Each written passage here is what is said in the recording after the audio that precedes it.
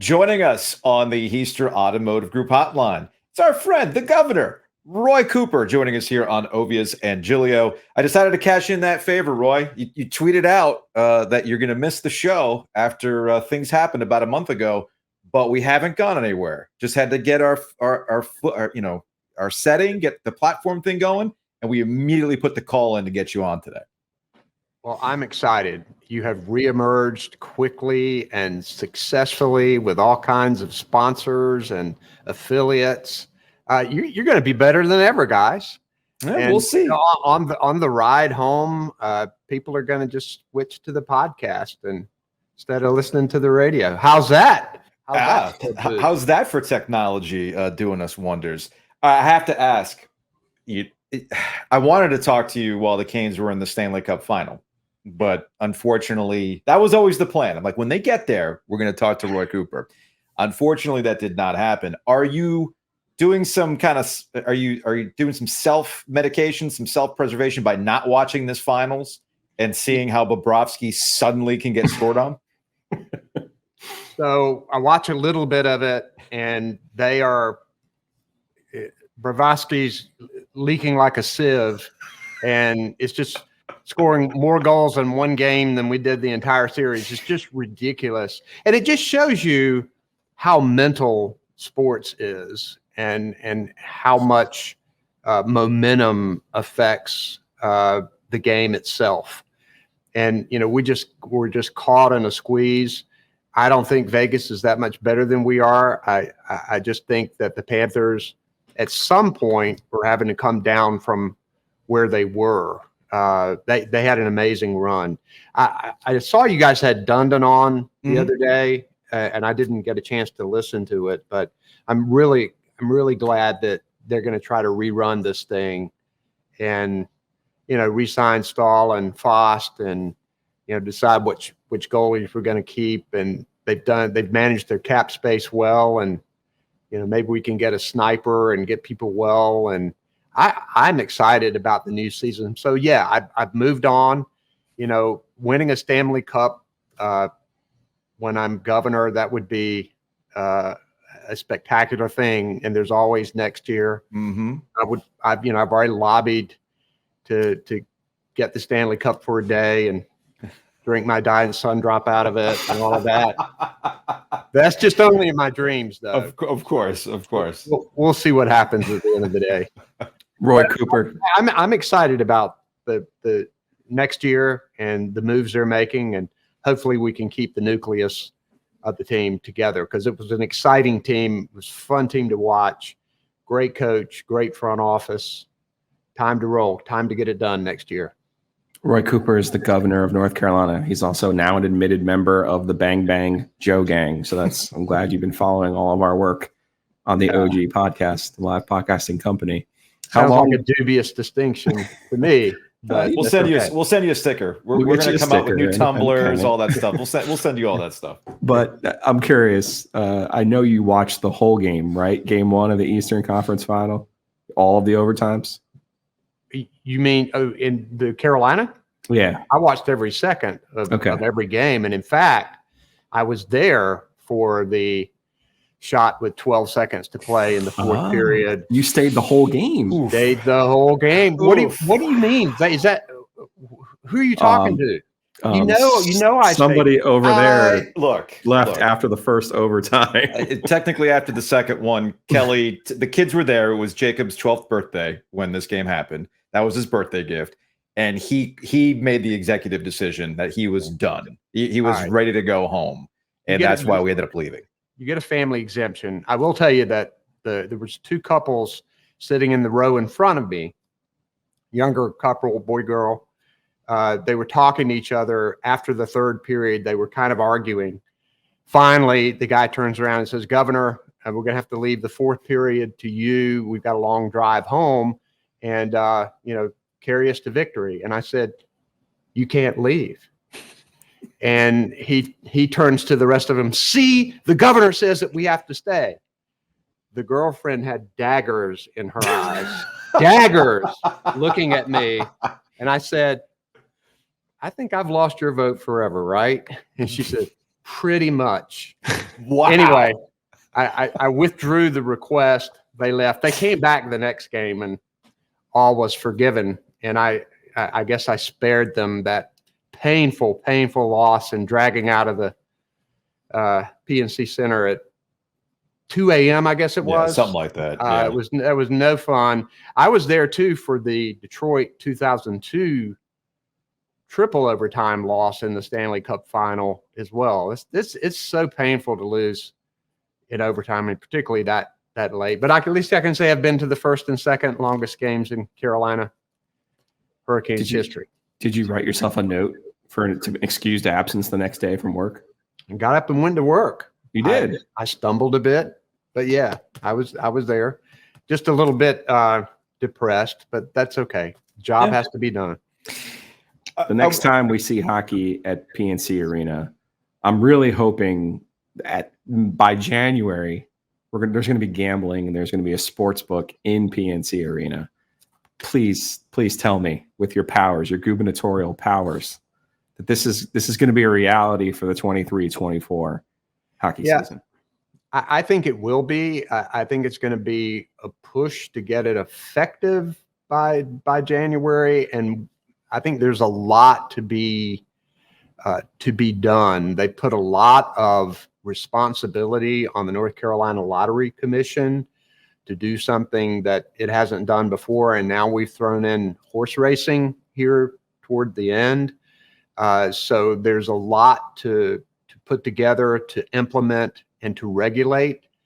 But I think this is something that has been going on.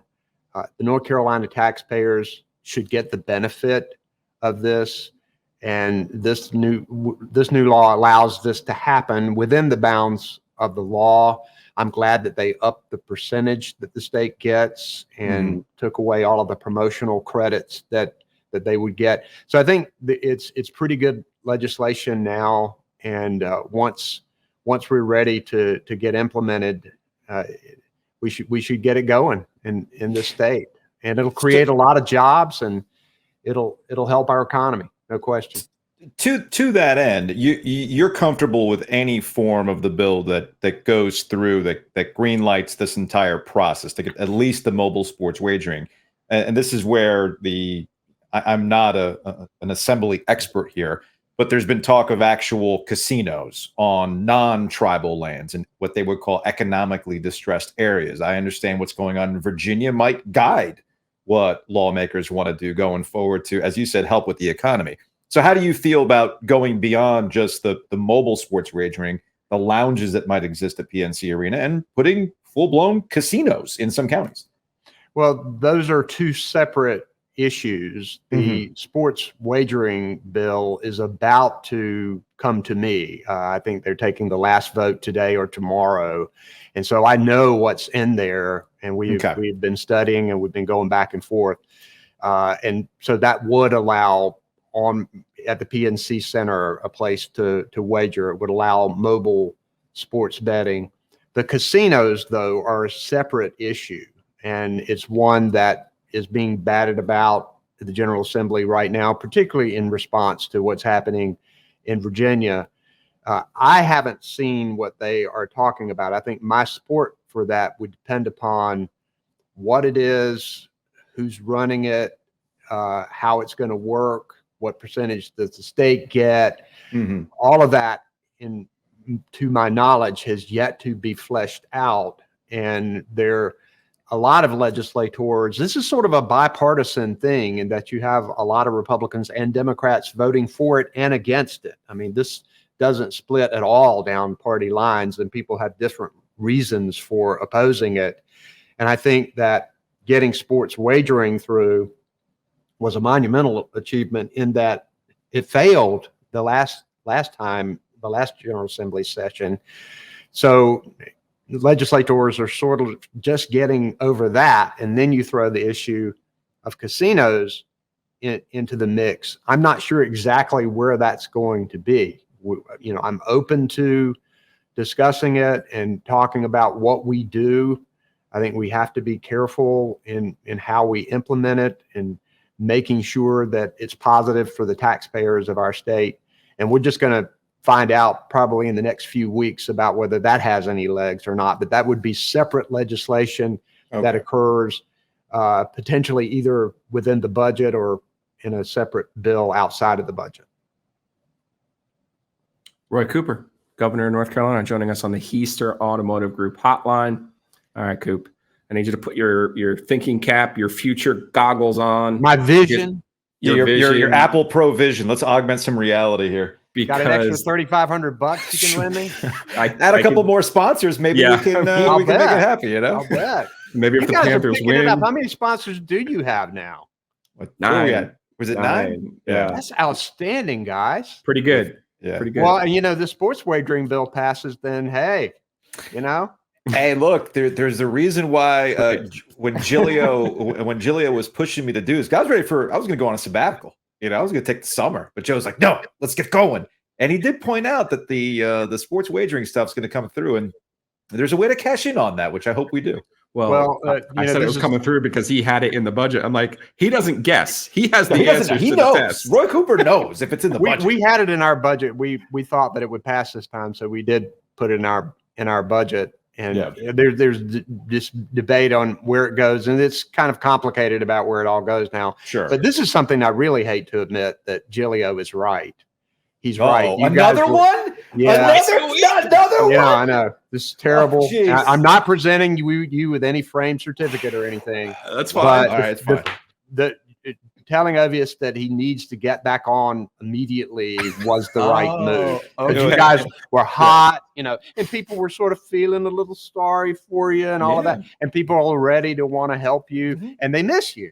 So it was the right thing, because, sometimes audiences are fickle. If you guys had stayed away for a few months, they may have been distracted by another shiny object. You're right. You're right. Giglio was right here. Giglio was just right again. You've made his entire year twice. That's twice Excellent. now. That's twice now. But let's put on the future let's goggles. Put on those future goggles here for a because second. it'll be an issue that you'll be out of office by the time we see some resolution to it. What do you see and could be the future of athletes, college athletes, actually getting a cut of the revenue that they're helping generate for the 16 schools in this state to start? Well, I think you have to look at it holistically. Football is the big money maker, we know, and it's the point of contention now with the conference realignment, and money is causing a lot of schools to self-examine and to try to figure out where they fall into this. I think it was really important for college athletes to be able to make money off of their name, image, and likeness. I think that is only right, particularly the amounts of money that are involved in college sports, and the fact that they can cut their own deals and to benefit from that, I think is a great thing. I think we have to, though, think about all of the other college sports and just remember that the college is a place for people to get an education. These other sports are important too. It could be a way to sort of spread the wealth, just to make sure that all of these other NCAA college athletes are included in this, and particularly our women's sports, which have sometimes been neglected when they really shouldn't be.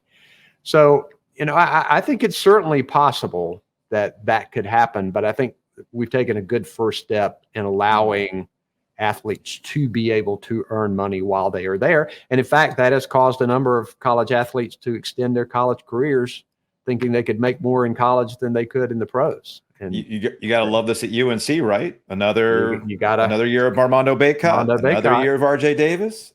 Absolutely. Yeah. I got Elliot Cadeau coming on. I like how the roster's shaking out for Hubert Davis. What do you think? Yeah. I'm ready for him to go 8 or 9 deep during the season. I think that's going to be important. I don't want players to begin to think if you don't crack the starting lineup, you're not going to play.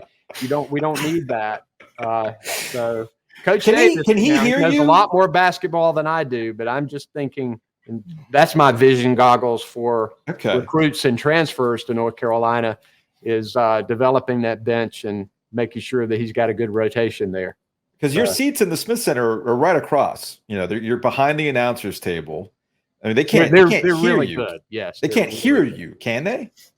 Can they what? Can they hear you when you're saying, "Hey, I want to see some minutes"? Yeah, like if you're saying like, "Hey, I need this guy to get some minutes." If you have opinions, go tap Billis on the shoulder and say you need to talk about that a little bit. No, I talk with them during the time they are off the air sometimes. Yes. John Madry, who's the great statistician for ESPN, he and I are friends. He and I worked together when I was Attorney General. He was an attorney in the Department of Justice and then was an attorney with the Department of Administration. But he kept stats for ESPN. He's done it maybe 25, 30 years. He's a great guy. He's very smart. And, all of a sudden I'm in the Department of Justice and there's John Madry bringing Billy Packer and Bobby Knight into our office with some issue going on. So it's fun. John knows all of the sportscasters. And of course, you know me, I'm readily available to talk sports. You're there. So with guys like them and guys like you. Speaking of which, and with Carolina, with NC State, we'll go back to what you said about the shiny object. If somebody gets distracted, money's involved. And we're seeing this with the conferences themselves. And the ACC had their meetings a couple of weeks ago, and everybody was panicking about the idea that the ACC might be falling apart, that schools might be going to other conferences. Of course, you've got North Carolina and NC State, public institutions. The General Assembly might get involved with these types of things. We've seen it play out in Virginia before. We've seen with Gavin Newsom, governor of California, have his thoughts with what's going on with UCLA and Southern Cal moving to the Big Ten. What's your role in this? What kind of conversations have you had, if any, with the possibility of schools poking around with the grant of rights? And if one school decides to leave, what does it mean for the other school and the politics involved with NC State and North Carolina? I think all of the institutions are going to look at this for themselves, their students, their faculty, their alumni, and they're going to look at it that way. But I'm concerned about it, and particularly in North Carolina, where we are more basketball centric than football, and really football is what's driving the train here. And it's unfortunate that would unhinge the great thing we have going with college basketball here. Thinking about the ACC, founded in 1953, rooted right here in North Carolina. It has been a great conference. And, if you talk to Jim Phillips, he is just extraordinarily confident that nothing is going to happen. I haven't had any conversations with any of the institutions about it. We know that it's out there. We know about the two power conferences that may be interested in some of the ACC members. I think if something begins to come real, I would look at the overall impact to our state and particularly our public institutions. You kind of hate North Carolina and Duke to not be in the same conference anymore. That just is not good for who we are as North Carolinians. So I'm more of a traditionalist. All of the change is difficult. I'm still frustrated about South Carolina leaving the ACC and Maryland. I was wondering if you were going to. And Maryland. It's just like I have problems with both of those schools because of that. Now things have grown so much, and it's in and out and in and out. It really doesn't matter that much anymore. But the core of the ACC has been right here in North Carolina, and you kind of hate to see that breaking up. I do know that money is involved in this, so I'm not sure what's going to happen. Okay. I'm going to put you on the spot because I sense from Joe we're going to get before you leave, before we let you go. That's one of Joe's taglines. You know that, right? One of the I have to indicate to the handlers and everybody else that hey, don't worry about it. We're wrapping I get it. It's time. Don't worry. It's old radio training coming through. I need your best 30-second graduation speech for James Giglio, class of 23 Garner. I'm gonna move him into the seat here. Yeah, James is in the recording space, not too far from you, over at the governor's mansion. This is James. So what's going on here? ECU for James. That's where he's headed. Are you going to ECU? Yeah, East Carolina. So I want you to know that a lot of people try to get me to do this on social media, and I'm going to do it for you. I'm going to do it for you and endure the wrath of Tar Heels that see it. And I know that you guys are probably going to take a freeze frame of it and put it out there, and you're going to enjoy it. But I grew up in Eastern North Carolina, and East Carolina is a bedrock institution there. You're going to love it. It's a great school. You'll meet all kinds of people. I would say just continue to work hard, do your best, find your passion.